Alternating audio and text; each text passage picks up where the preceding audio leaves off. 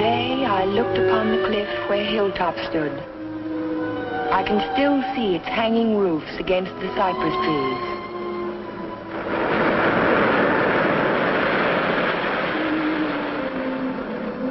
But Hilltop is no more. There is only a scar of jutting rock where once its windows glittered in the California sun. My Aunt Amelia's house still stands next door. I was a welcome guest within its walls, but to me it will always be a house of fear. I was afraid that Sunday morning in September. I was afraid before the doorbell rang.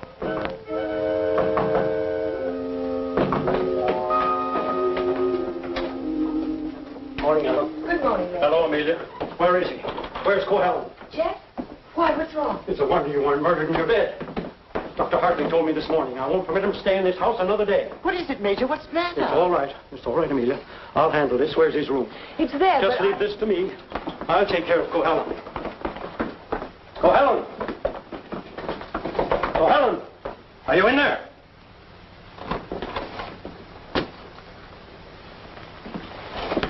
He's gone. He can't be. He said last night... Well, I mean, he must be around somewhere. I'll search the place from top to bottom. Would anyone mind telling me what all this excitement is about? You've been harboring a dangerous man. A man who is... Wouldn't it be fair to Jeff if we waited until we find him and then he can speak for himself? Well, by all means, find him. But where? Well, supposing I look in the garage and see if his car's still there. Just what did Dr. Hartley tell you?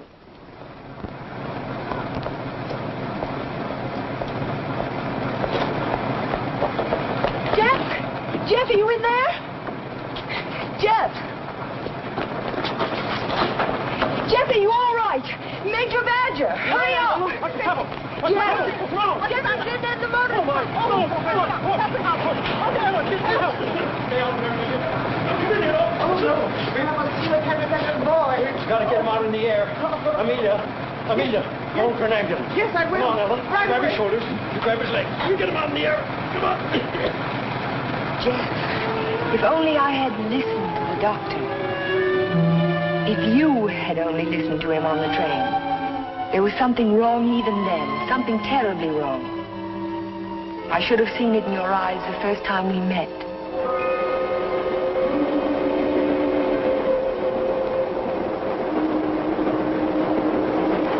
Well, hello, Jeff. Oh, hello, Doc. Patient in Los Angeles, or were you just doing the town? Oh, medical dinner at the Biltmore last night. What have you been up to? Oh, I spent a couple of days at the General Hospital. Those dizzy spells again? Nothing serious, I hope. When I need a doctor, I'll come to see you. I was getting some technical stuff for the Veterans Hospital I'm working on. Didn't I hear somewhere that Ben Shepherd donated the land for it? That's right. Join me in a cup of coffee? No, thanks. I've just had breakfast. I'll see you later then. Oh, Jeff. Yes? I don't like those recurring periods of depression of yours. Why don't you come in and let me give you a checkup? One of these days.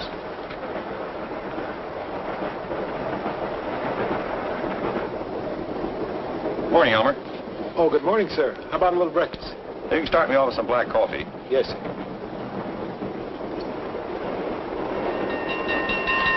May I? Yes?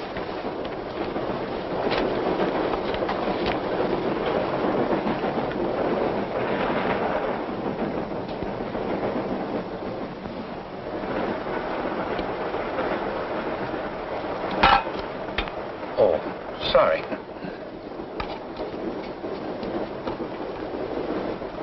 Go ahead, throw it. I'll just save the train from being wrecked. By throwing salt over your shoulder?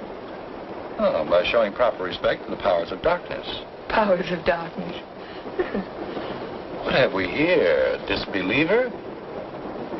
Let's see what the tea leaves say about you. Your coffee, sir. Oh, thank you.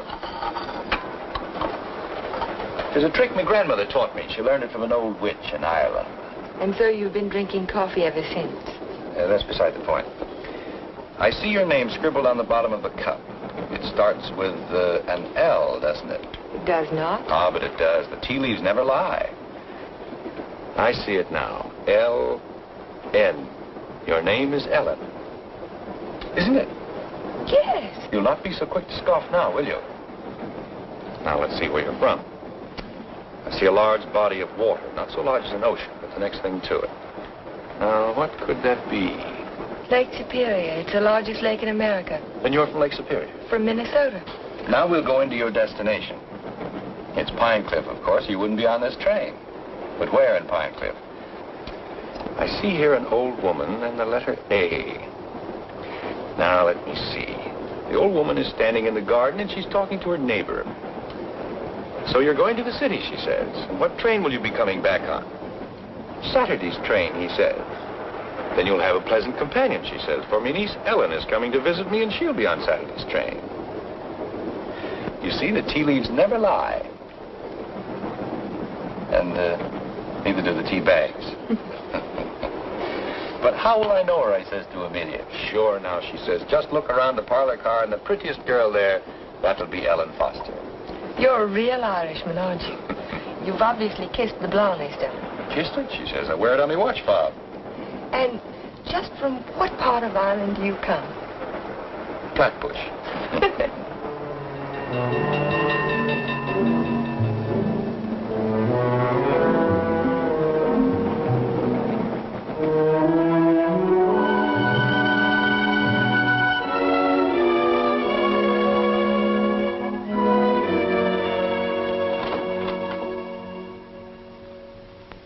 Good morning, Sue. Good morning, Mr. Cohalan. Mr. Shepard here yet? Well, he's in his office. Thank you. I think this would be an ideal site for the beach club, don't you, Keith? Yeah, it certainly would, Ben. Mm-hmm. Busy, Ben? Oh, come right in, Jeff. Well, we bring the road in here and divide this section into 2-acre lots. Hold out this area for the golf course. Hi. How are you, Ben? Hello, Jeff. How was the trip? Fine, thank you. I bought you a little present while I was in Los Angeles. Found it in an antique shop. Hi, Jeff. Parents? It's a map of an old Spanish land grant. Say, that is an antique. Here's the Ibarra territory. My grandmother's grandfather, he lived right there. That was before California was a state, wasn't it, Ben? It certainly was. I keep forgetting how long your family's lived here. Only since 1820. Really? Come in. Pardon me, Mr. Shepard. What is it, Mac? Well, Sue told me you were in here. Did you take any blueprints with you when you went down to the city? No, why? Why, the rear elevations are missing. They can't be. I put them in a file Thursday. Well, they're not there now. Well, they must be. Come on, I'll help you look for them. See you later, Ben. Thanks for the map, Jeff. Glad you like it. Jeff seems to be getting awfully absent-minded lately, doesn't he? Well, the boy works too hard. Maybe so, but... Say, that's quite a map, isn't it? Oh, it's a beauty. Look, here's our beach. That's the old Spanish name for it, Costa del Rey, the Coast of Kings.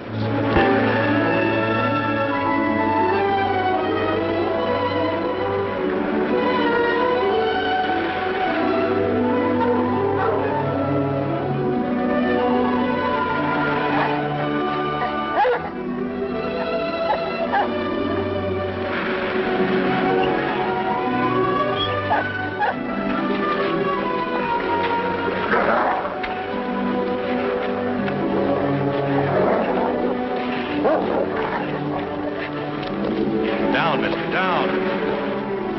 Don't be afraid of him. He won't hurt you. Well, I hope he didn't tear your coat. oh, no, it's all right. I don't know what got into him. He never barks at people. He seemed to think I was an intruder. Oh, yes. Of course, that must be it. Is this a private beach? Oh, no. It's just that there was someone who used to sun here beside this rock. Well, I'll forgive him this time. I must say you own a very particular dog. I don't own him exactly. They own me. Shamrock and Mr. O'Grady. Mr. O'Grady? Isn't that an odd name for a German Shepherd? Well, it's Herr von Gradenstein on his papers. I translated. Well, I guess I ought to go home. I'll walk along with you.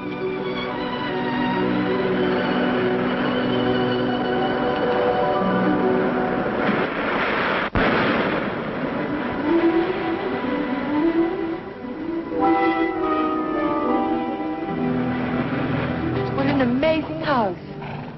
Don't you like it? Yes, I think I do. It looks as if it had wings.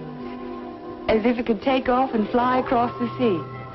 That's the effect I was striving for when I built it. You built it? My house. It certainly belongs exactly where it is, doesn't it? Yes, I think a house ought to blend with its environment. If it's built in a valley, it should crouch between trees. If it's on top of a hill, it ought to be part of the sky.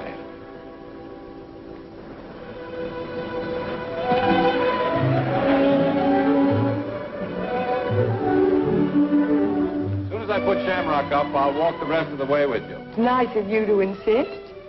Isn't it? I'm beginning to like your house more and more. You can't take it all in at the first glance, can you? No, it's like some people that way, I guess. You have to know them a while. Like you, for instance? Yes, I suppose that's true of me, too. We don't have houses like that in Minnesota. Do you mind if I take a closer look at it? I thought you said you were late. Oh, another 10 minutes won't matter.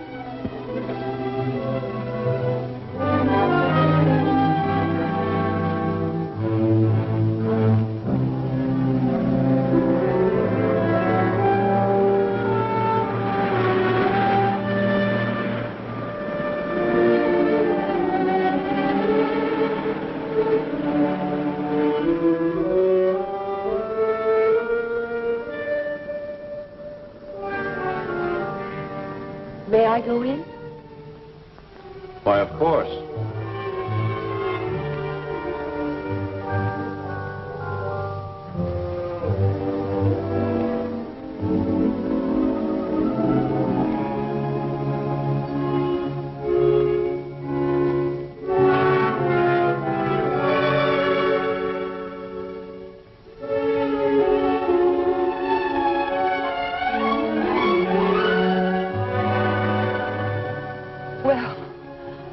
I just don't know what to say.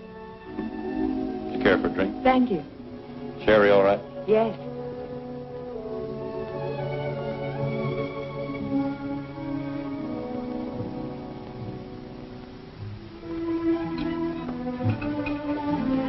What an unusual picture.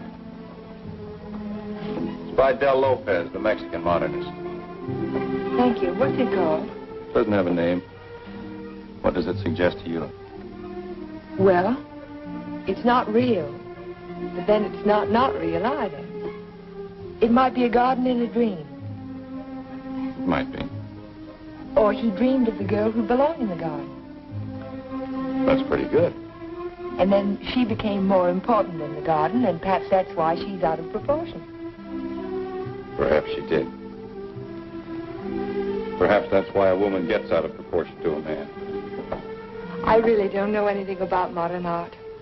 There isn't anything to know about it. It's like music. Its form doesn't have to copy nature to please the senses. Or does it? We were talking about art. I was talking about figures. Are you interested in figures? I have a Sivigliano. You have a what? Sivigliano, an Italian sculptor. I bought one of his porcelains with my first fee. You'd like to see it? Yes, I would. Where is it? Over by the window. Come on, I'll show it to you. This is my good luck charm. It's called Hotai, the Chinese goddess of chance. Sivigliano always...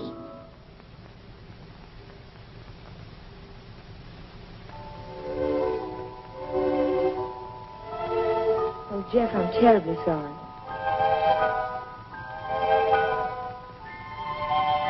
Can it be mended?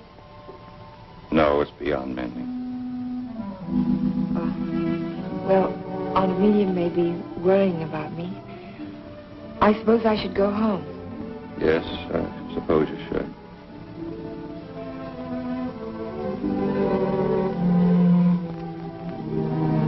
Goodbye.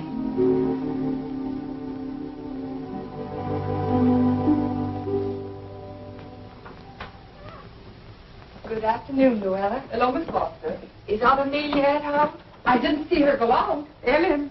Oh, hello, Aunt Amelia. Were you afraid I was low? No, I was sure you could take care of yourself. But it was getting late, and I was afraid you'd forgotten about the dance at the country club tonight. Of course not. I just ran into Mr. Cohalan on the beach, and I stopped by his house for a glass of sherry. You were inside Hilltop? Why, yes. You don't disapprove, do you? After all, I'm a little old to need a chaperone. But no one's ever been inside Hilltop before. No one. Except Jeff. Funny. He built it for his bride. Then there's a Mrs. Cohalan. No, Vivian was killed the night before the wedding. How awful. Aunt Amelia. Yes, dear. What was she like?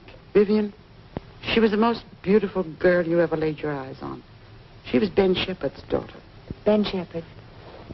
Ben owns most of Pine Cliff. That's why it was such a perfect match. Jeff was a protege of his, more like a son. And when he fell in love with Vivian, Ben was delighted. Of course, he adored Vivian, especially after her mother. But I shouldn't talk about a mother. It was such a scandal. Poor Ben. Aunt Amelia, you said that Vivian Shepherd was killed. Was it? It was an accident. Jeff told Ben it was bad luck to have a party before the wedding, but Ben insisted. There were so many people there. Jeff and Vivian stole away in her car, and 5 minutes later she was dead in a collision on 12 Mile Drive. You never can tell what private tragedies people have had, can you? I mean, when you first meet them. He seemed so light-hearted on the train. He can be that way sometimes, and the next minute he's strange. Like never inviting people into his home and never mentioning Vivian's name. I can tell you one thing, we've been pretty worried about Jeff, but the way he's been acting. Well, how would you expect him to act after a shock like that? Seeing the woman he loved killed right in front of his eyes? It's a wonder he didn't go out of his mind. Don't get so excited, dear. I'm sorry. And don't get too interested in Jeff Cohalan. There are other attractive men in Pine Cliff. Oh, men who aren't... Men who aren't what, Aunt Amelia? Well, after all, he has had a tragedy in his life, and it's only a year ago. Hadn't we better get dressed? Yes.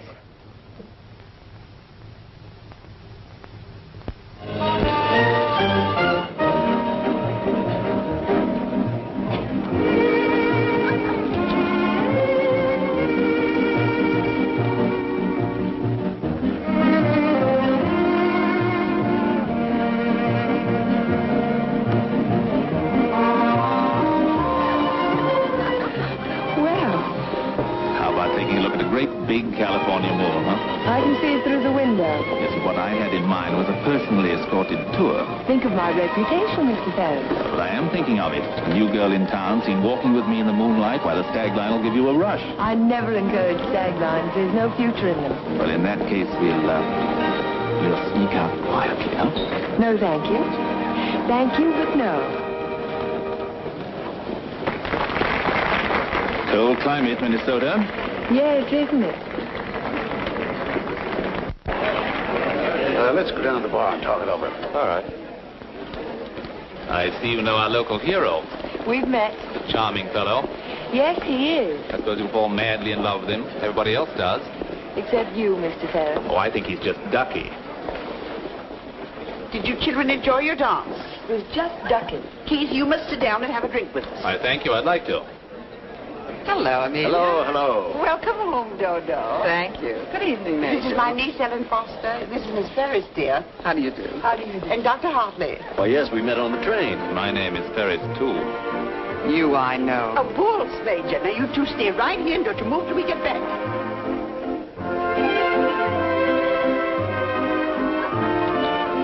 Miss Foster, the only dance I know is a waltz. Will you risk it with me? I'd love to, Dr. Hartley.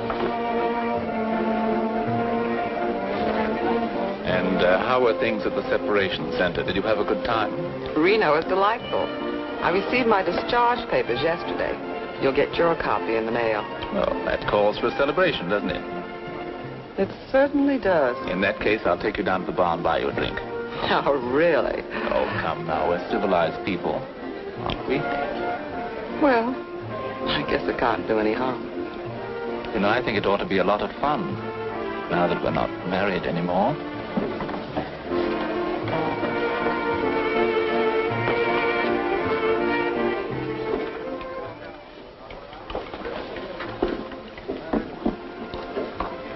What do you think your chances are?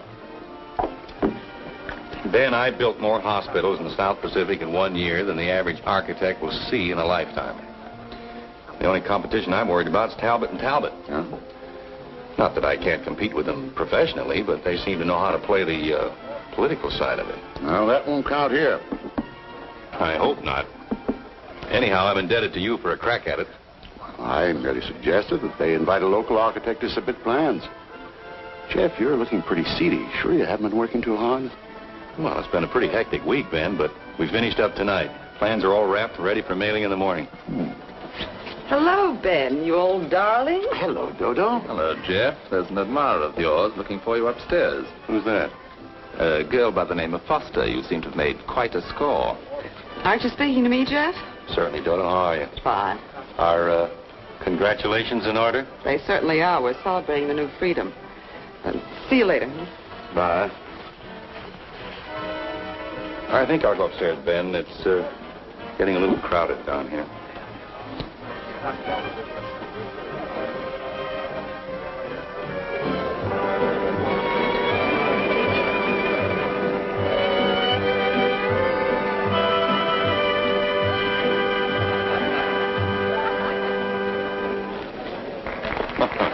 Too long? I'm completely exhausted.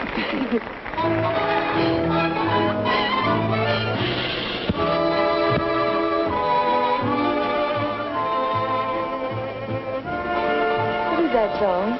Do you know? It's called Don't Forget Me. Oh, I remember. They played it a lot last year. Yes, they played it last fall. Is something the matter? No, I didn't eat my dinner. I guess you shouldn't drink on an empty stomach. Excuse me.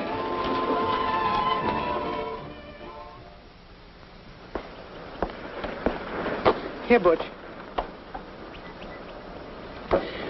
Such a little animal, and yet he's got an appetite as big as mine. Well, Jeff wasn't that, sir. Well, maybe he left early. But he looked so worried last night. Well, supposing he's ill and there's no one to take care of him. After all, dear, Jeff's a big boy now. Oh, how nice. We're invited to Ben's fiesta next week. He gives one every year. I think I'll walk over and make sure he's all right. Who, Ben? Oh, you mean Jeff?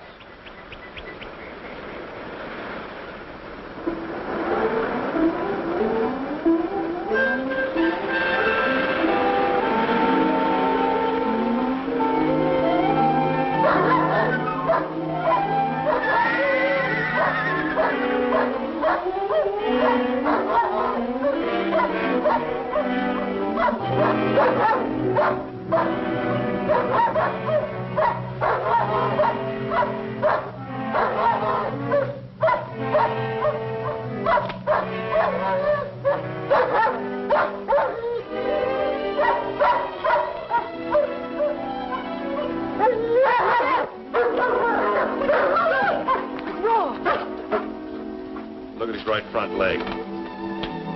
It's shattered. Poor Shamrock. I hate to have to destroy him. How did it happen? I don't know. I don't know how it could have happened. You better wait for me outside.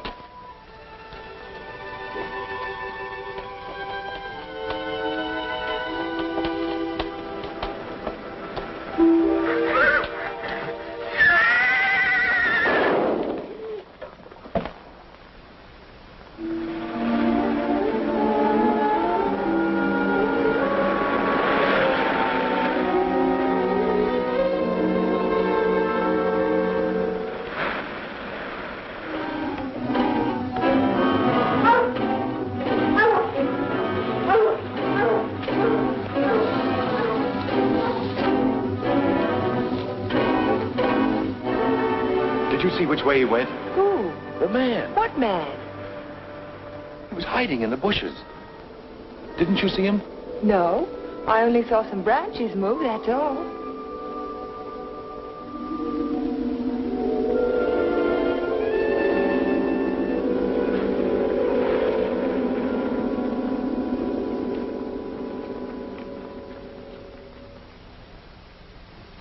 I've never seen lovelier roses. What are they called? Matador, I believe. They grow on the bush out on a terrace. Matador? Of course, after the color of the bullfighter's cape. Or the bull's blood. Jeff, I'm so sorry about Shamrock.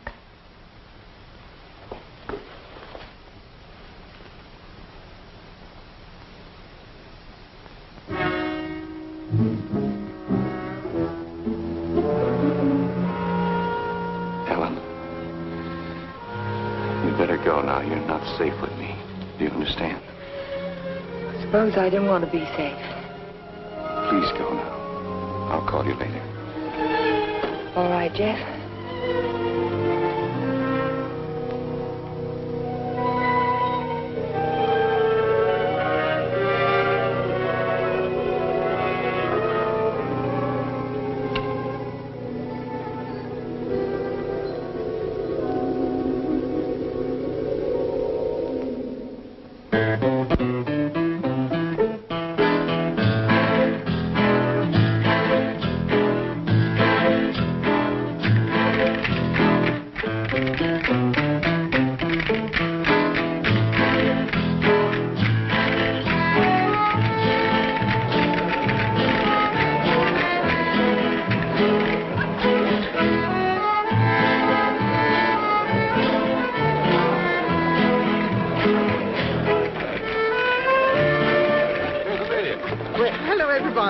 Ben, this is a wonderful park. Oh, thank you, Amelia. Tell me, have you seen the Major? Why, yes, he's right over there. Thank you. Excuse me, please. Certainly. Will you excuse me, please? All right, Ben. Yeah. Major, I wonder if you could tear yourself away from these charming people and come and speak with Mrs. Atkinson. She's dying to talk to you. You know, for a woman my people's age. Go ahead, tell me. What does a certified public accountant do? Especially a pretty certified public accountant. I compile actuarial tables for an accident insurance company. What are the odds against a man fracturing his arm? That sort of thing. Oh, what are the odds? 90 to 1 that you won't break your arm this year. Well, that's good. But if you do, it's 2 to 1 that it'll be the right arm. Or have you noticed that in your practice? No. What I've noticed is that my patients have all their fractures just when I'm ready to sit down to dinner.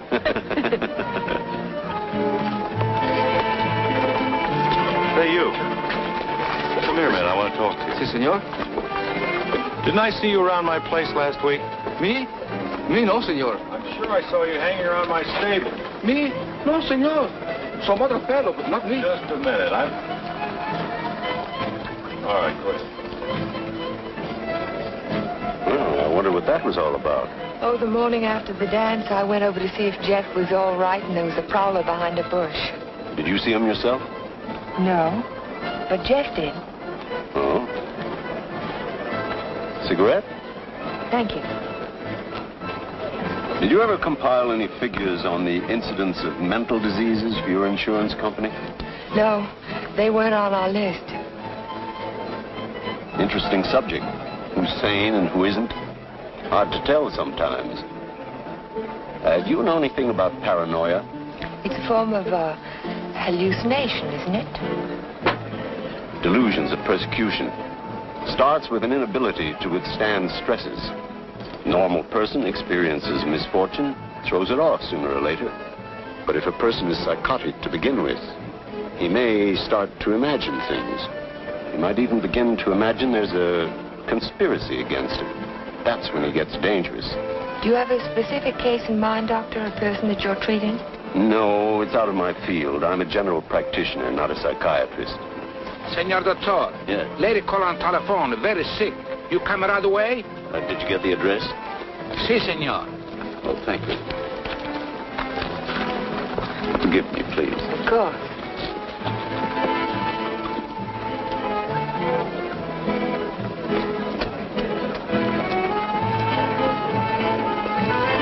Are you sure, Jeff? Ben, I'm positive it was the same man. Well, I'll talk to them if you want me to, but you know how it is with those fellows. They all look alike if you don't know them. Maybe you're right, Ben. So the guy gets up and he says, Keith, you take a powder. Oh, the guy was bigger than I. What can I do?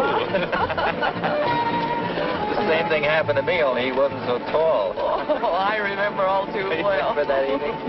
Excuse me, honey. I'll be back in a while. Certainly.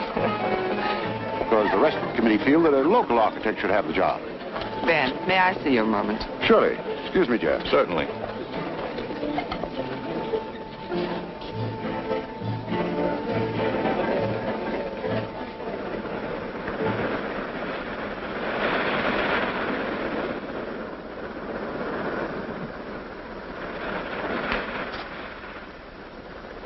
Well, if it isn't Miss Icicle from Minnesota. Good evening, Mr. Ferris. Call me Keith. It was nice of you to find this secluded spot. Are you always this way when you've been drinking? Oh, now, this Miss Prim and Proper business didn't fool me for a minute. I spotted you the first night. Don't. You don't have to pretend, honey. Just relax and enjoy it. Stop it. You kidding?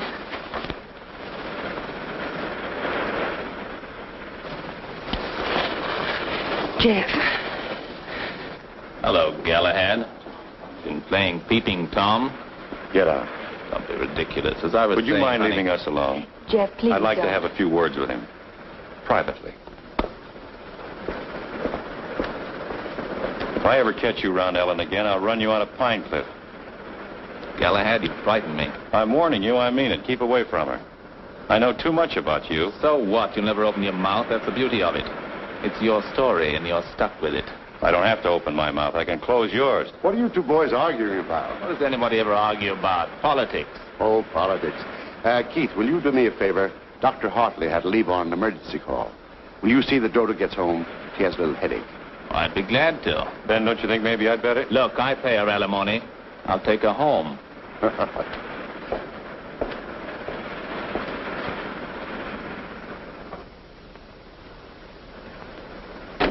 It was a lovely, lovely party, darling. I'm glad you enjoyed it. You're sure I can trust you to take her straight home? Oh, the car knows the way, Ben, all by itself. Good night, then. Oh, Ben. Yes? It might be a good idea to keep an eye on Jeff tonight. See that he doesn't drink anymore. He was getting a little out of control. Thanks, Keith. I'll watch him. Good night.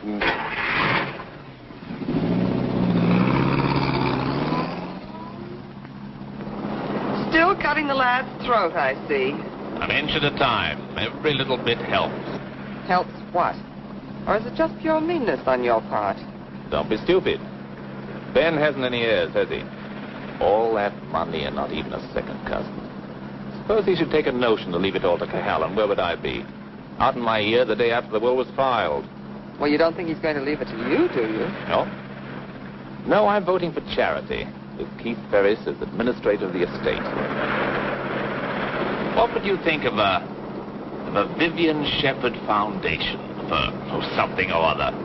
That turns even my stomach. Oh, I'm very well, thank you.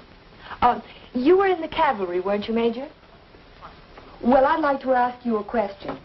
Can a horse break its leg in its own stall? What's that? You think it's a chance in a million? No, I was just computing the odds on an accident that happened last week. Well, thank you very much for the information, Major. Good night.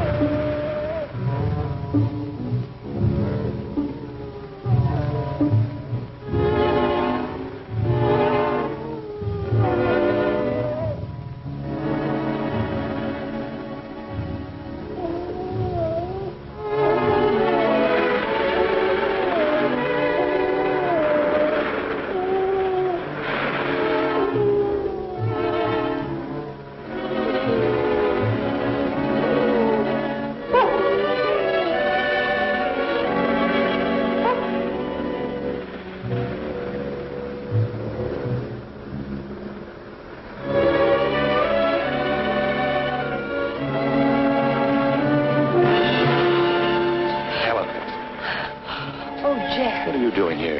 I heard the dog howling. And I heard it too. Could you tell where it came from?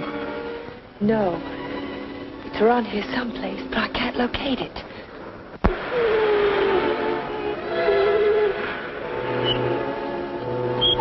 Jeff, listen.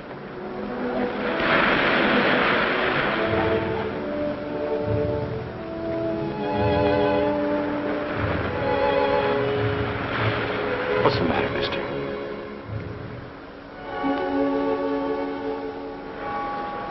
He's gone. Oh, Jeff.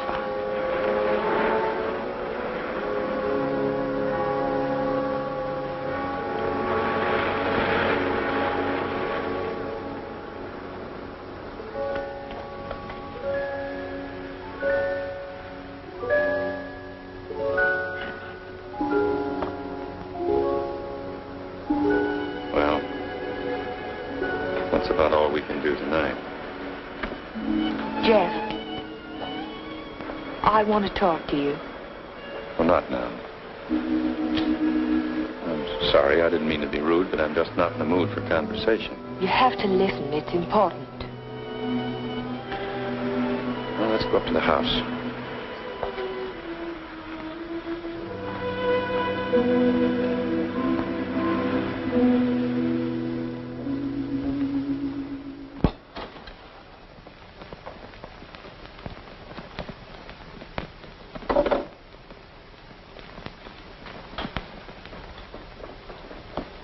All right, let's have it. I talked to Major Badger tonight. He can't understand how Shamrock could break his leg in his own stall. Well, he hasn't anything on me. I can't understand it either. Unless it's bad luck. Don't call it luck, Jeff. What would you call it? I'm not sure. A few days ago, this rose was on your matador bush. It was alive and beautiful. Now it's dead. Was that bad luck, or was it cause and effect? You picked it, so it died. I didn't pick it. The whole bush died overnight for no reason. There must be a reason. There's always a reason for everything. Is there? Maybe you can give me a reason for this. Take a good look at it. It looks different. Is it the way the light hits it? It isn't the light, it's the colors. Look at it again. Oh, I see what you mean. They faded, haven't they? All the life's gone out of it. Your rose bush dies. Your painting fades. But have you ever had a common, ordinary fall, Jeff? What do you mean? 65% of all accidents are falls. Falls down a flight of steps, falls out of a tree, falls off a ladder, or in a bathtub. But nothing of that sort ever happens to you. It's too ordinary. Your kind of accident has to be unique. What are you driving at? Your bad luck, Jeff. It's a little too bad to be true. Your porcelain figure fell off the table while nobody was in the house. Shamrock broke his leg while he was in his own stall. Now your picture fades. It's too bizarre, Jeff. The impossible can happen, but not over and over again. Are you trying to tell me they didn't happen? No, they happened all right, but it wasn't luck. Can't you see the pattern that runs through all your accidents? Shamrock, Mr. O'Grady, your picture, your statue, your rose bush, and the collision on the highway last year. That's when it all began. 6 accidents, and every one of them killed something you loved. Do you know what the mathematical odds are against a run like that? 1 billion to 1. Are you telling me they weren't accidents at all? No, I'm only trying to tell you that lightning can strike twice in the same place, Jeff, but not 6 times. You mean you think that all of these things have been planned by someone? Someone who hates you, who's trying to destroy you. Who could it be, Jeff? I don't know. We'll find out. We'll go back to the beginning, the night that Vivian was killed. We'll talk to the policeman who reported the accident. We'll find the garage they took the car to. We'll ask 1,000 questions about the accident and about Vivian. Ellen. We'll start tomorrow morning. We'll look for witnesses. Ellen, wait a minute. Perhaps the ambulance driver will remember something. I'll find him and I'll talk to him. You won't talk to anyone. Well, why? Why won't I? Because I don't want you to. But, Jeff... Listen to me. I don't want you asking questions. I don't want you investigating anything. This is my affair. I'll handle it my own way. I was only trying to help you. Well, now you've let me know where I stand. You don't want any help from me. All right, then, do it your own way. Ellen, listen to me. Just don't let any black cats cross your path. And if you see a horseshoe, pick it up and spit on it and throw it over your shoulder. That ought to take care of everything. Ellen.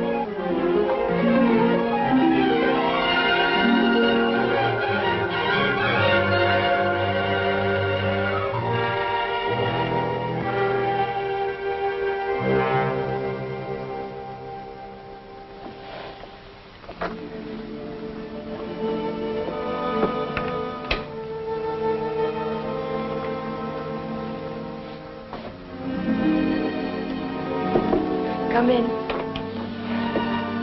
Hello, Aunt Amelia. You didn't tell me good night, dear. I'm sorry.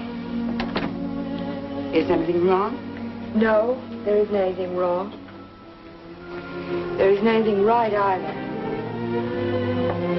I saw you come home. You were at Jeff's again, weren't you? Yes.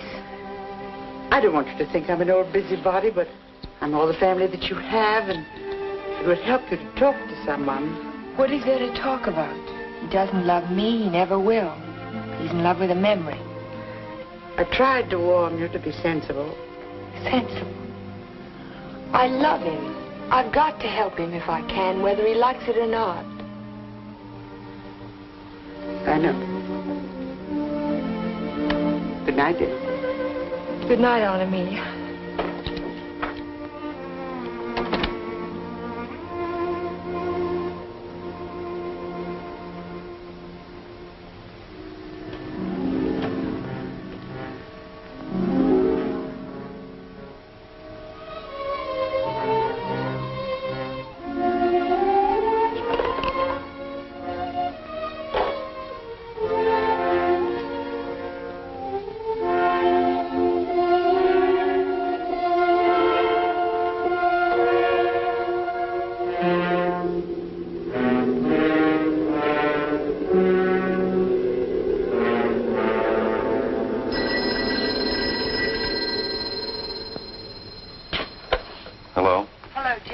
Yes, Ellen. I've taken your painting to an art shop. You did what? I found out some very important information. If you come over tonight, I'll tell it to you. No, I can't tell you now. Look, I thought you understood I was going to handle this in my own way. Don't argue, Jeff. Just come on over. Goodbye. Well, what do you think? It's hard to understand why it's faded. The artist didn't use pen colors. He didn't even use tempera. There must be a reason. I would say this was painted with London watercolor. That's the best you can get. Nothing fades them except continuous exposure to strong sunlight for at least a month. That's impossible. I can't imagine what caused it. Well, I tell you what I can do. I can talk to a couple of artists I know. They might have an idea. I think my best bet is to go and see Trilfit. He's a watercolor man. He's one of the best. He ought to know everything about it. I think I'll catch him tomorrow morning. You know Trilfit, the naturalist. He painted dogs and horses and cows. My wife, he made a beautiful painting. Thank you very much. I'm sorry to have troubled you. Oh, no trouble at all. Oh, Miss Foster. Yes? I just remembered something. Years ago, I framed some pictures for a painter by the name of Torres, Vicente Torres. One of the paintings was an old lady playing the guitar. It was a watercolor. And it faded? The man who bought the picture took sun lamp treatments that winter, and he took it on a couch right under the painting, and he was mystified why the color faded. So Vicente found out that the rays from the sun lamp broke down the pigment. Can you remember the name of the man who owned that picture? I don't think I ever knew. It was some local man. What about the artist? Is he still in Pine Cliff? Torres? He died 5 years ago. Oh. Thank you again. Sure.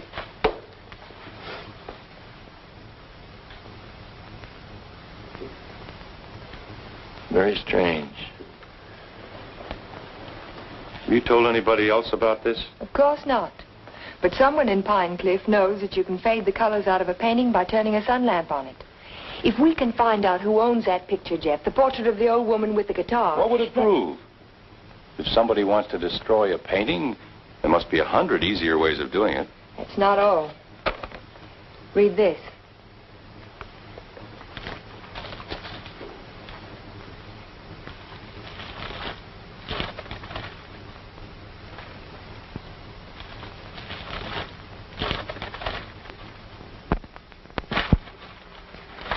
Arsenic?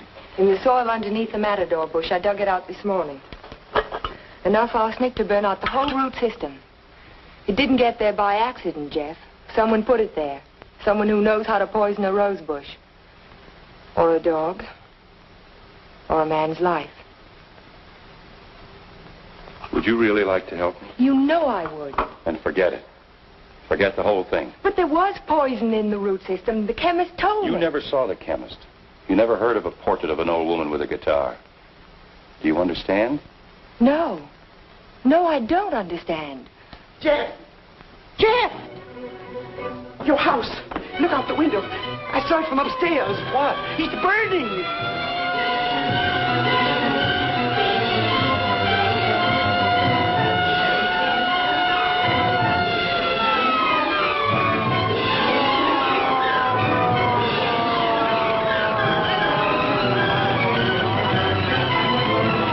Sorry, we won't be able to save much, Mr. Cohalan. The fire got too big a start. Everybody stand back. Out of the way, please.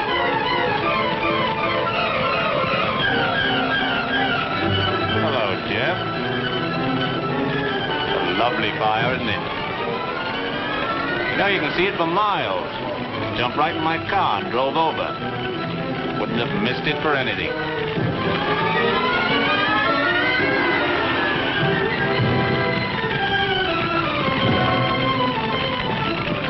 So sorry, Jeff. Such a beautiful house. I'm glad it's gone.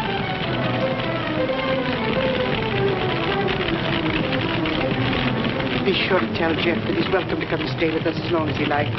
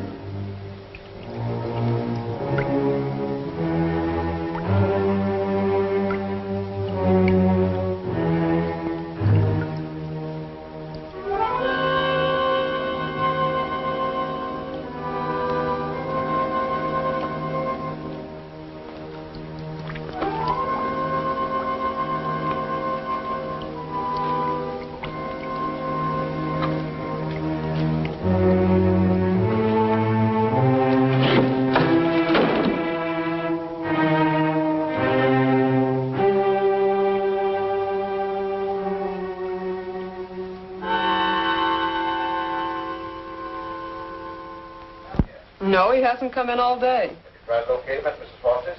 Yes, I did, but he left the house early this morning. Well, wait a second. Here he is now. Good, good. Have him come right in. Mr. Shepard wants to see you. So I hear. He'll be right in. Thank you. He's here now, Stacy. Hello, Ben. I didn't mean to keep you waiting. That's quite all right, Jeff.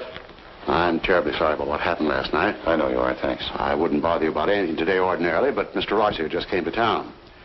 Stacy Rogers, chairman of the hospital committee. Oh, of course. How are you, sir? Glad to know you. This is the Jeff Cohalan I recommended to you. Yes, we examined your plans last night, Mr. Cohalan. Good, clean, modern lines. Thank you. I'm sorry we couldn't give you the job. You couldn't what? I was just about to tell you, Ben. We decided on Talbot and Talbot. You did? Well, this is a surprise, Stacy. Which was it, Mr. Rogers? Politics or stupidity? I beg your pardon. If they'd given it to Magruder or Chesney and Pike, I wouldn't have said a word because I know the boys would have gotten a good, modern hospital. But Talbot and Talbot haven't had a new idea since Burnham did the Flatiron Building. Oh, now, take it easy, Jeff. Oh, they're not architects. They're political finaglers.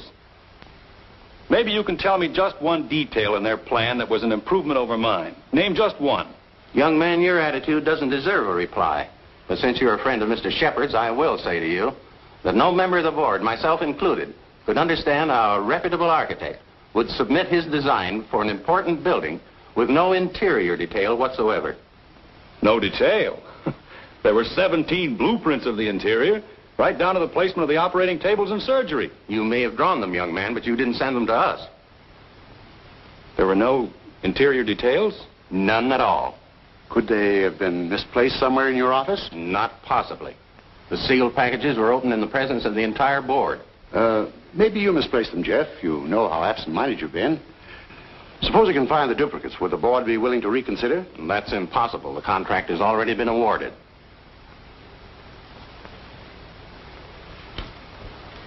Well, this is quite a shock, Stacy. I felt sure that Cohalan would get this job.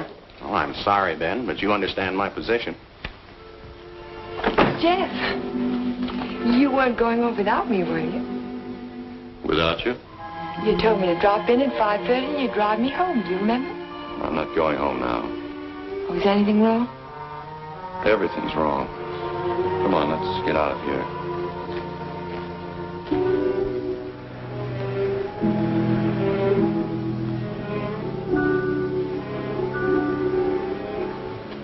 It's dreadful. A whole year's work completely wasted. Typical Cohalan luck. Don't keep calling it luck. Supposing someone took those plans out of the office and wrapped the package over again. Who'd do a thing like that? Keith would. He hates you. He hates everybody. There's something twisted inside of him. It would take a psychiatrist to explain it. And why does Mr. Shepard keep him on at the office? He doesn't know what he's like. Dodo must know. She acts as though she's still in love with him. There are women who love men like Keith. Take a psychiatrist to explain that, too. It's getting kind of late. I'd better drive you home.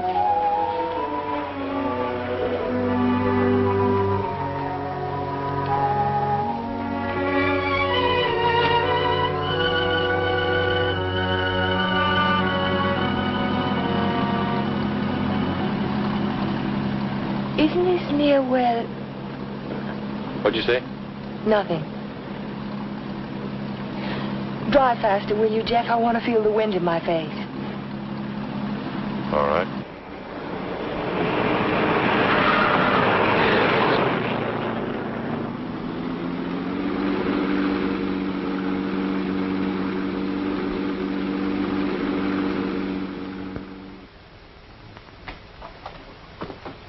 Here you are, Miss Foster. 296 Hall Street, Fall River, Massachusetts. Thank you very much, Sergeant.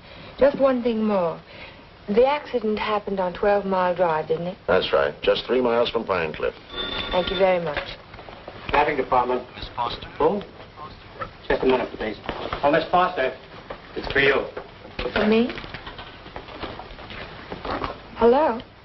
Miss Foster? This is Dr. Hartley. Oh, hello, Doctor. How on earth did you know I was here? My office is just across the street. I saw you go into the police station as I parked my car. Are you in trouble, Miss Foster? In trouble? Why, no. I mean, not exactly. I think you'd better drop into my office. Can you come over right away? Well, I have a long-distance phone call to make first. Well, just as soon as you complete your call. Yes. I think I could come by in about 20 minutes. Thank you.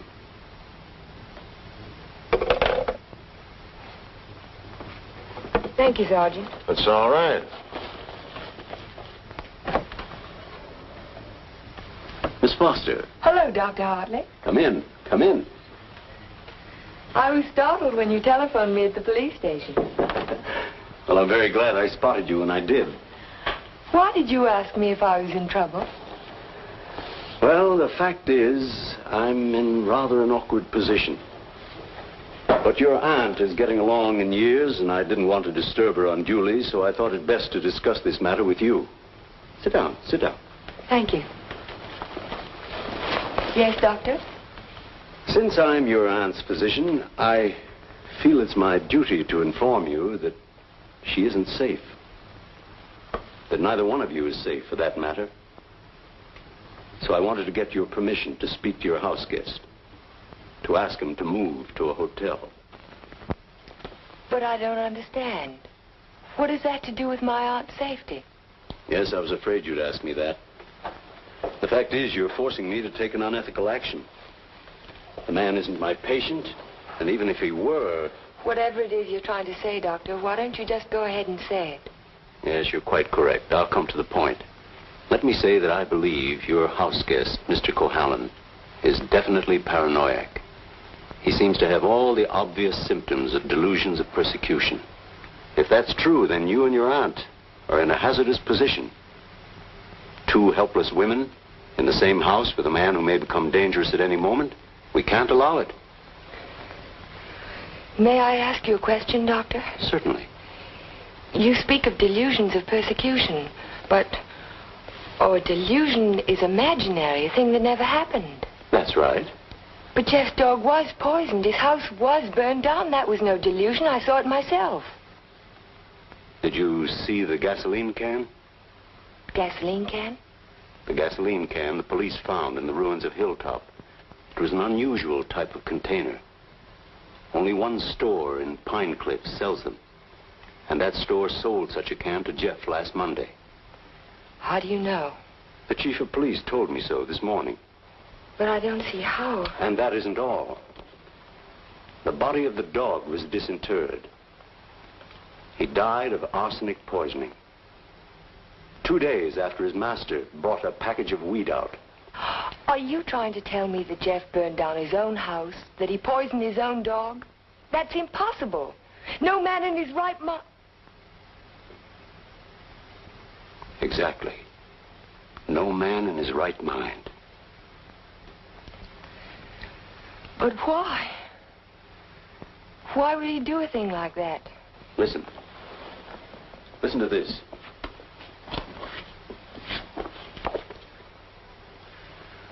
Once the feeling of guilt is firmly established in the subconscious, the patient may do injury to himself as a form of penance or self-imposed retribution. Such actions may be taken without conscious volition and will often disappear entirely from the memory stream, so that the patient is later unaware that his injuries were self-inflicted. That's my theory, that Jeff is suffering from feelings of guilt, and he's unconsciously punishing himself for it. Guilt? You keep talking about guilt. I don't understand you. What is he guilty of? His fiancée was killed in an automobile accident a year ago, and he was at the steering wheel at the time. It would be an unusual man who didn't reproach himself under those circumstances, even if he was blameless.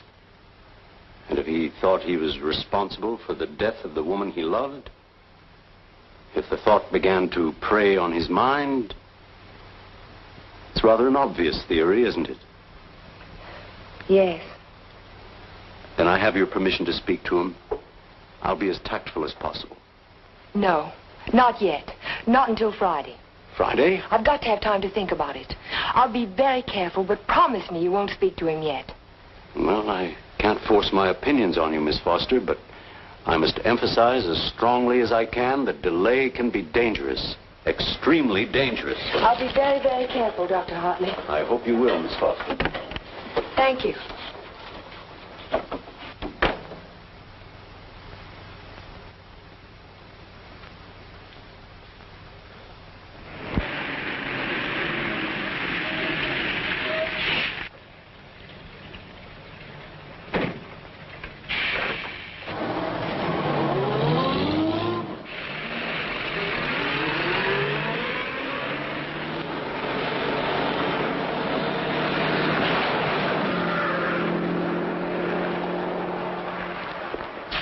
That man must be crazy. Thank you very much.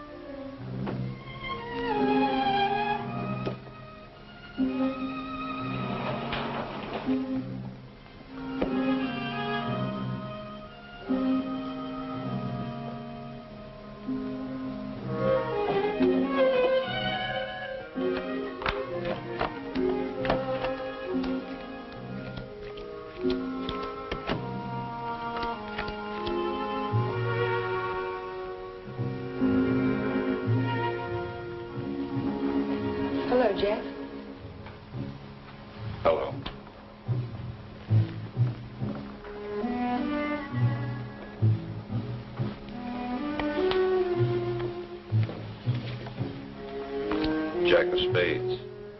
Is that bad luck? Like a black cat? A dead man's card.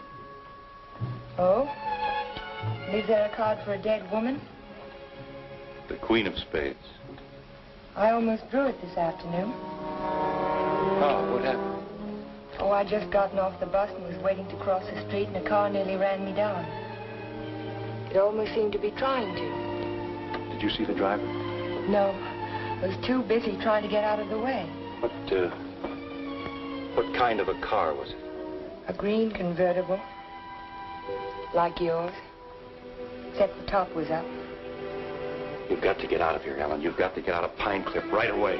Why, James? Because something else is going to happen. I can feel it. It might happen to you. I'm not going to leave, not now. I'm warning you, Ellen. It's no use, I'm not going. You're asking for trouble. Am I? And I'll really ask for it.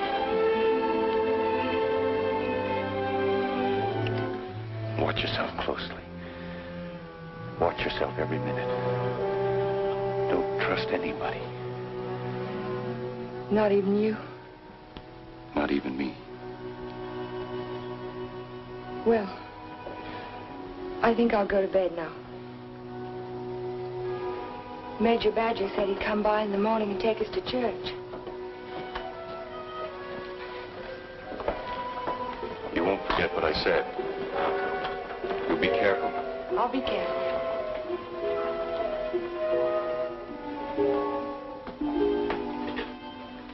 Jeff. Yes? How long have you known Dr. Hartley? For years, ever since I came to Pine Cliff. Has there ever been any bad feeling between you? No, why should there be? Well, he thinks that the shock of Vivian's death might have affected your mind. He thinks that you might be paranoid.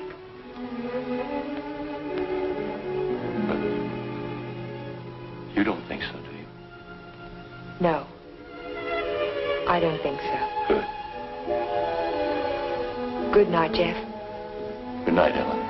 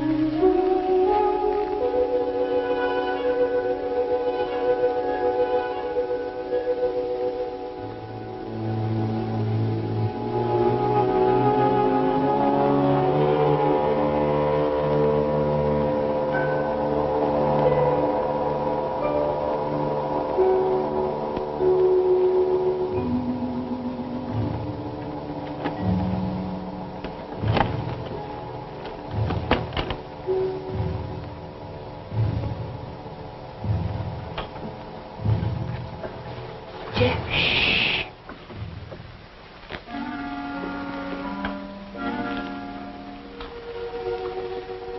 I had to see you again. I wanted you to have this.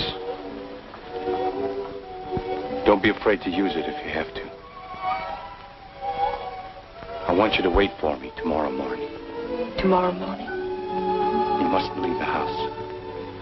You mustn't leave the house without me. Promise you won't. All right, Jeff. I promise. You won't forget when Major Badger arrives? No, I won't forget. Good girl.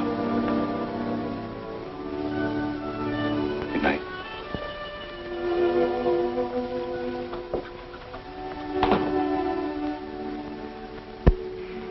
We found Jeff early the next morning.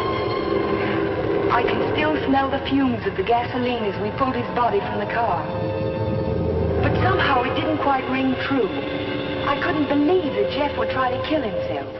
No suicide note was found, but the local architect was discovered in the Foster garage with the door closed and his car motor running. He was immediately removed to City Hospital, where latest reports from Dr. Raymond Hartley advised that Cohalan is now definitely out of danger. On the national scene, Congress resumed its discussion of the Morse-Conlon bill today.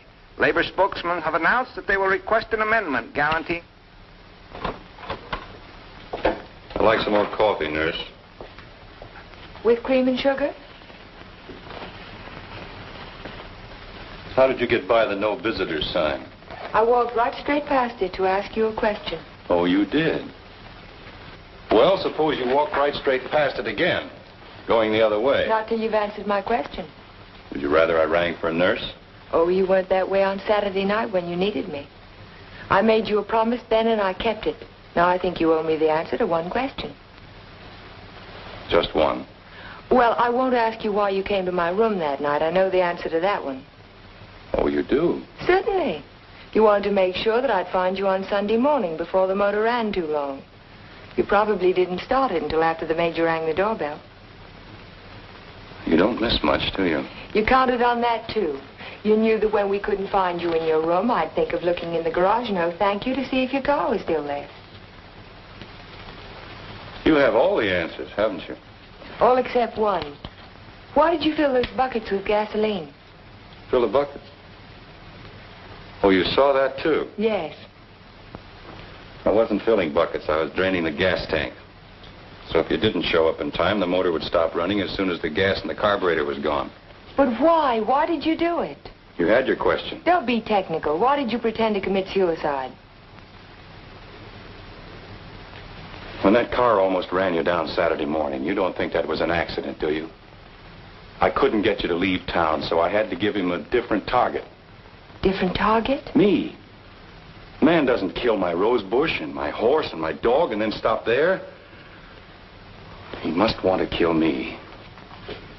I can't wait any longer, not while strange automobiles are trying to run you down on the highway.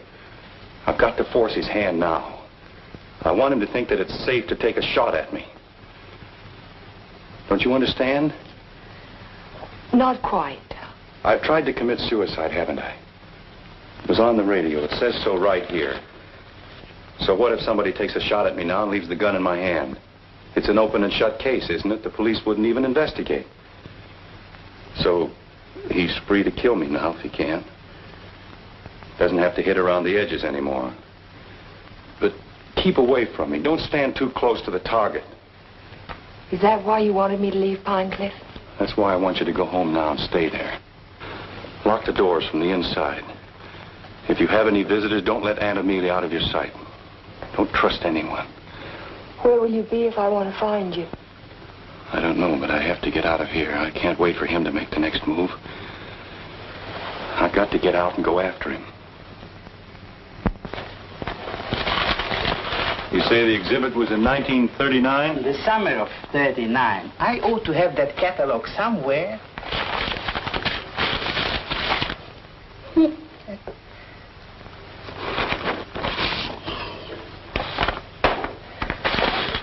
Here we are. And there's a list of all of the exhibitors in here? In the back of the book. Practically every artist who might have known Torre. Oh, yeah. This is perfect. Exactly what I was looking for. Thank you. Good afternoon. Yes? Are you Mr. Strabini? Strabini? Yes, that's me. Did you ever know an artist by the name of Vicente Torres? Vicente Torres? Yes. No.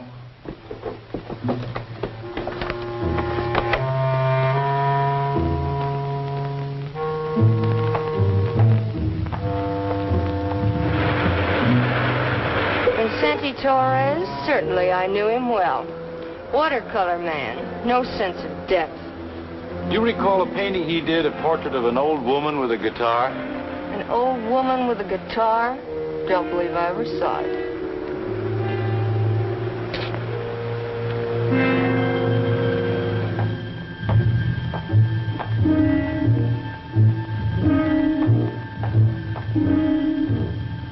The old woman with the guitar? Yes, I remember when Torres painted it. It was during his Renoir period. Do you remember who he sold it to? Didn't know he ever found a sucker. It was a piece of tripe. Well, thank you. Not at all.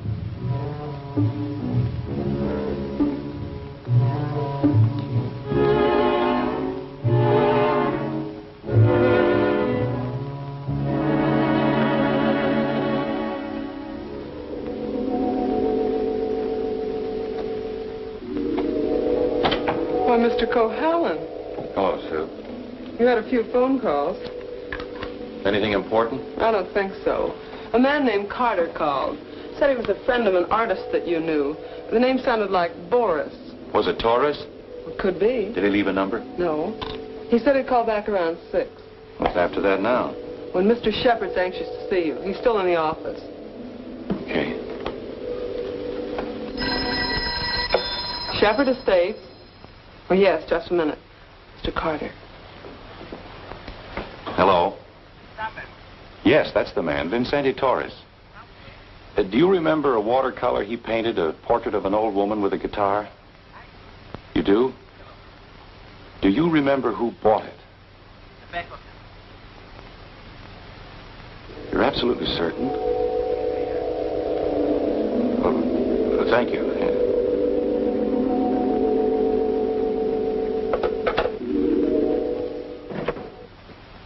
Oh, you're just the man I've been looking for. They wouldn't let me in the hospital, and you seem to have disappeared since you got out. Well, I had some important things to do, Ben. Well, anyhow, you're here now. That's the main thing. Of course, I know it was an accident, boy. You couldn't have done it deliberately. Couldn't I? Of course not. But just the same, you've been overworked lately. You're looking all fagged out. It's time you took a rest. Yes, I could use a rest. A nice long rest. It's just what I had in mind. As a matter of fact, I'm tired myself. That's why I'm thinking of taking a trip. See something of the world before I get too old. Sounds like a fine idea, Ben. It'd be a good idea for you too, Jeff. Why don't you come along with me? The two of us could have a pleasant time together. Leave all our worries behind and take things easy for a while. What kind of a trip were you thinking of, Ben? I haven't made up my mind. Where would you like to go? Oh, an ocean voyage might be nice. If the ship had a low rail and a long drop to the water.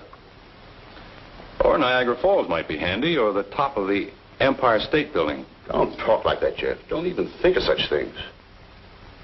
I wasn't thinking of suicide, Ben. I don't expect to jump. I expect to be pushed. You're crazy, Jeff. You're talking like a paranoiac. Where did you get that word, Ben? Did you read it in a book, complete with all the symptoms?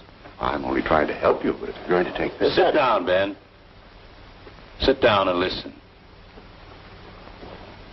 You had all the tools to work with, didn't you?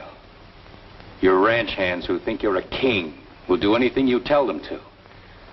I was out your place yesterday, Ben, looking for Pedro. They told me he didn't work for you anymore. Hadn't since the day after my house burned down. You let him go, didn't you? After he'd done his job. I'm beginning to think the doctor's right. I'm beginning to believe you do have delusions of persecution. Paranoia, Ben. You learned the word. Use it. When did you first plant the idea in Hartley's mind? Did you say, I'm a little worried about Jeff, and tap your finger on your forehead? Jeff, I'm not going to talk to you any longer. You're not in your right. Not while you're in your present mood. I wouldn't do that if I were you. You haven't answered my questions, Ben. Are they too difficult? Let's see if you can answer an easy one. Whatever happened to that painting that used to hang in your living room, the portrait of an old woman with a guitar? Wasn't in the living room. It was in my study. Why? When did you get rid of it, Ben? After it faded? After you found out what a sun lamp can do to a watercolor? Do you want to know who put me on your trail? You did yourself. When you tried to convince me I couldn't trust my memory anymore. I hate to say this, Jeff, but you can't trust your mind anymore. Can't I? I made a written list the night I wrapped the hospital plans to make sure nothing was left out. And 17 blueprints were missing when the package was opened by the state board. No one could have tampered with that package but you. No one else knew it would be on my desk overnight. I didn't know anything. Yes, you did. I told you. At the country club. You wanted to destroy my faith in my work, didn't you? It was the only thing I had left. Oh, Jeff, this is ridiculous. That's what I thought at the beginning. But once I began to suspect you, it all fitted together. I even remembered that your foreman was in the store the day I bought the can of gasoline. That gave you an idea, didn't it? Yes. It gave me an idea. How do you like your own medicine? How do you like waking up every morning wishing you were dead? Then you don't deny it anymore. No. I'm glad you found out. Because you can't do anything about it. Go tell somebody I poisoned your dog. Go say I burned down your house. You know what they'll think, don't you? They'll think you're crazy. I don't care about the others. It's what you think that's important. You've been like a father to me, Ben. In a funny kind of way, you still are. What made you change? What made you start to hate me? Was it Vivian? You killed her. I did everything for you that one man can do for another. And how did you repay me? You murdered her. Not murder, Ben. Not murder. A drunken man at the wheel of an automobile. What is he if he isn't a murderer? Can't go in there. Can't go in there. No. Ellen, what are you two? Jeff. Mr. Shepherd, this is Mr. Nelson of Fall River, Massachusetts. Last year he was driving through California, and when he reached Pine Cliff, he had an accident on 12 Mile Drive. Is this the man who was driving the car in which the girl was killed? Well, you said not to say anything when you paid my damages. Go ahead, answer. No. No, it wasn't. It was that fella back there.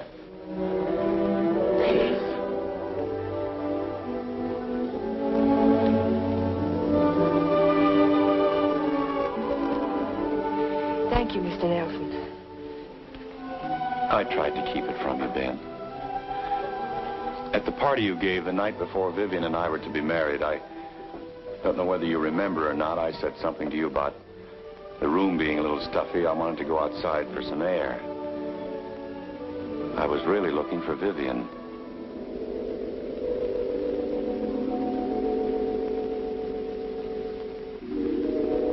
I found her, all right.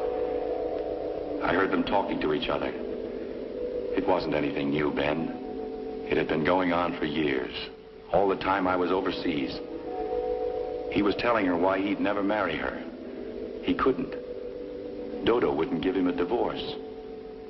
So she said, we'll run away without a divorce.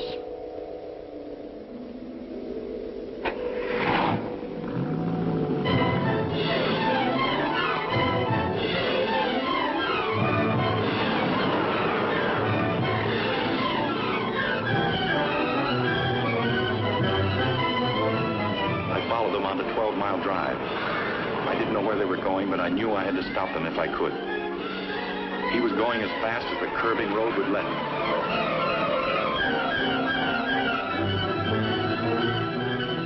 I tried to catch him, but he was driving like a madman. We were coming to the fork where 12 Mile Drive meets the highway. I saw a car approaching on the main road. Ferris didn't see the other car. I knew what was coming, but there was nothing I could do to stop it.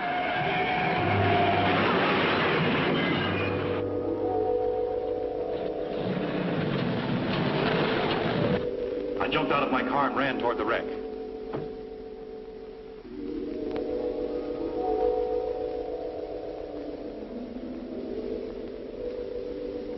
He said, do something for her. But there was nothing anyone could do for Vivian. There was only one thing left to do for anybody. I told him to take my car and get away from there.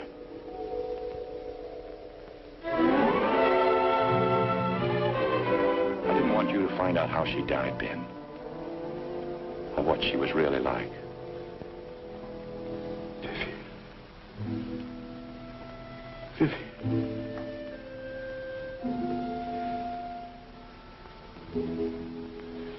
I'm sorry you had to know, Ben.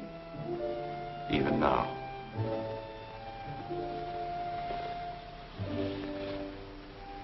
Vivian, I always gave you everything you wanted from the time you were a little girl. You were all I had after your mother ran away.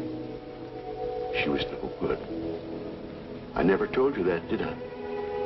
Your mother was no good. Now you want to run away, too. You're just like her.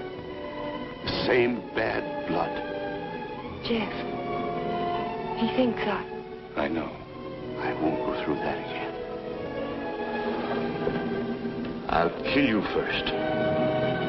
I'll kill both of us.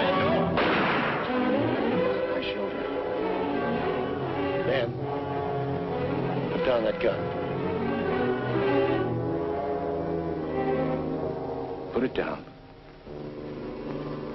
She ran away. She ran away from me. Call Dr. Hartley. Well, you finally fixed me with the old man, didn't you? But you'll never get any of his money now. He's as nutty as a squirrel. Now get out of here. Get out of Pine Cliff. If I ever see you again, I'll kill you. Dr. Hartley, this is Ellen Foster. Will you come over to Mr. Shepard's office right away? Yes, it's urgent. Thank you. It's all right, Ben. Everything's going to be all right.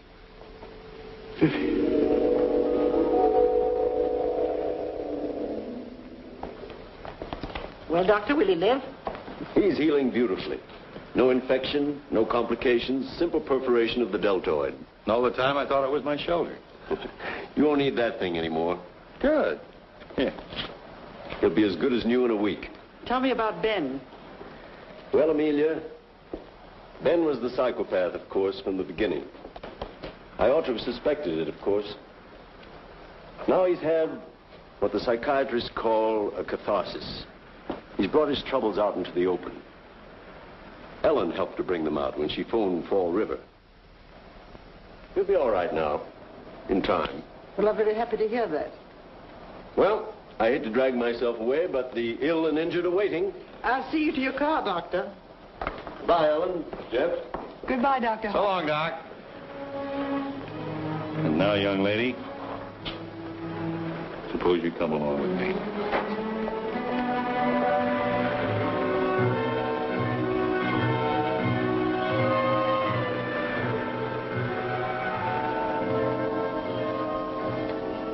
Ellen. Yes, Jeff? There's something I've been wanting to ask you. Yes, Jeff? How in the world did you ever find that fellow from Fall River? Oh,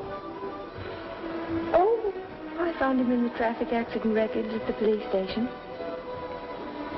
What made you think of him? The way you drove your car on 12 Mile Drive the other night. You could never have driven so recklessly with me if you'd been at the wheel when Vivian was killed. Not on the same road in the same place at the same time of night. You're pretty smart, aren't you? No. Yes, you are. You're very smart. No, I'm not. Oh, yes, you are. No, because I thought that you loved her. I thought you loved her all the time. I never really loved anyone. But you.